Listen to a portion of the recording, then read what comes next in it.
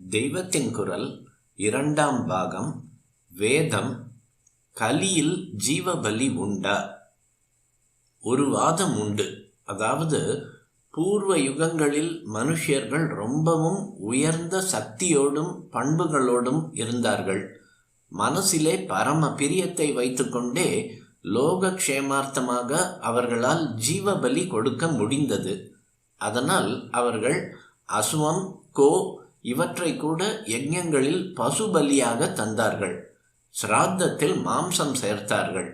இப்படி மனசில் பட்டுக்கொள்ளாமல் தேவசக்திகளை லோக நலனுக்காக பிரீத்தி பண்ணும் பொருட்டே அவர்கள் நடுத்தர வயசில் கிரகஸ்தர்களாக கர்ம மார்க்கத்தில் இருந்து கொண்டு நிஷ்காமிய கர்மம் செய்தார்கள் என்றால், பிற்பாடு விருத்தாபியத்திலோ சகல கர்மாவையும் விட்டுவிட்டு பூஜை புரஸ்காரங்களும் ஆச்சாரங்களும் கூட இல்லாமல் அப்படியே செயலற்ற ஆத்மாராமர்களான சந்நியாசிகளாக இருக்கவும் அவர்களால் முடிந்தது. அவர்களுக்கு எப்பேற்பட்ட உத்தம பண்பு இருந்தது என்றால், ஒரு ராஜ்யத்தில் தன் சகோதரனான ராஜா வாரிசு இல்லாமல் செத்து போய்விட்டால் அராஜகம் வராமல் தேசம் க்ஷேமமாக இருக்க வேண்டுமே என்ற ஒரே எண்ணத்துக்காக தங்களுக்கென்று காமமே இல்லாமல் தங்களுடைய பிரம்மச்சரியம் குலையாமலே சகோதரனின் ஸ்தானத்தில் தாங்களே இருந்து கொண்டு புத்திரோத்பத்தி பண்ணக்கூட முடிந்தது. நம்முடைய கலியுகத்தில் இப்படிப்பட்ட நிஷ்காமிய கர்ம பாவனையோ, பிரேமையோடையே கொலை கூட செய்கிற பாவனையோ, சகல கர்மாவையும் விட்டுவிட்டு மனசையும் அடக்கி சந்நியாசியாக இருக்கிற தகுதியோ, ஸ்திரீ சங்கத்திலும் பிரம்மச்சரிய பாவனை நழுவாத தன்மையோ எவருக்கும் இருக்க முடியாது. அதனால் அஸ்வமேதம், கோமேதம், சிராத்தத்தில் மாம்சம், சந்நியாசம், சகோதரன் ஸ்தானத்தில் புத்திரோத்பத்தி செய்வது ஆகிய இந்த ஐந்தும் கலியில் வர்ஜமாகும், விலக்கத்தக்கதாகும் என்பது ஒரு வாதம். அஸ்வாலம்பம், கவாலம்பம், சந்நியாசம், பலபைத்ருகம், தேவரேண சுதோத்பத்திம் கலவ் பஞ்ச விவர்ஜயேத்.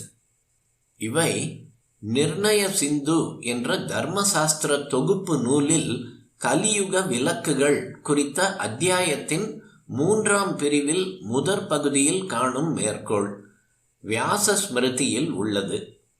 இந்த ஸ்லோகத்தில் அஸ்வாலம்பம் என்பதற்கு பதில் அக்னியாதானம், அக்னி ஆதானம் என்று சிலர் சொல்கிறார்கள். இப்படி சொன்னால் பசுபலி இல்லாத ஏராளமான யாகங்கள், இஷ்டிகள் இருக்கின்றனவே, அவற்றை கூட கலியில் செய்யக்கூடாது. அதாவது கலியில் வேள்வி என்பதற்கே டோட்டல் ப்ரொஹிபிஷன், முழு விலக்கு என்று அர்த்தமாகிவிடும். ஹவிர் யஜ்ஞங்களில் முதலாவதாக வருவதே இந்த அக்னியாதானம். அதுவே இல்லை என்றால் பாக யஜ்ஞம் என்ற 7 சின்ன யஜ்ஞங்களை தவிர யாக யஜ்ஞாதிகளே அடியோடு இல்லை என்று அர்த்தமாகிவிடும்.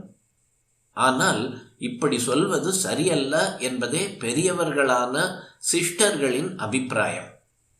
வேத மார்க்கத்தை பிரதிஷ்டை செய்யவே வந்த சங்கர பகவத்பாதாள் வேதோ நித்தியம் அதீயதாம், வேதத்தை தினமும் ஓதுங்கள் என்று சொன்னதோடு நிறுத்தாமல், அதை ஓதினால் மட்டும் போதாது, அதில் சொன்ன கர்மங்களை அனுஷ்டிக்க வேண்டும் என்று தொடர்ந்து சொல்கிறார்.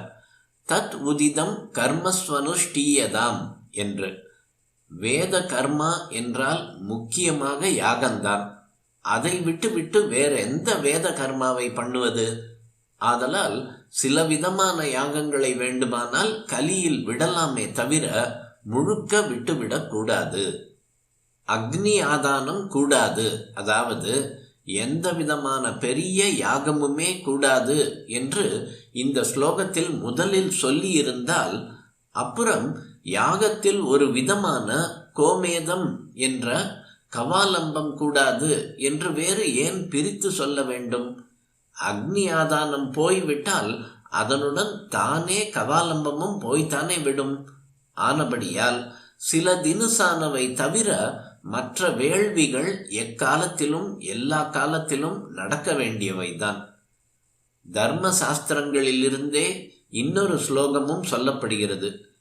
இதன்படி கொஞ்சமாவது கலியில் வர்ணாசிரம பேதங்கள் இருக்கிற வரையில், கொஞ்சமாவது வேத சப்தம் இருந்து கொண்டிருக்கிற வரையில், யாவத் வர்ண விபோகோஸ்தி யாவத் வேத பிரவர்த்ததே, அக்னி ஆதானமான யாக கர்மாவும் ஒரு கர்மாவும் இல்லாத சந்நியாசமும் இருக்கலாம் என்று ஏற்படுகிறது.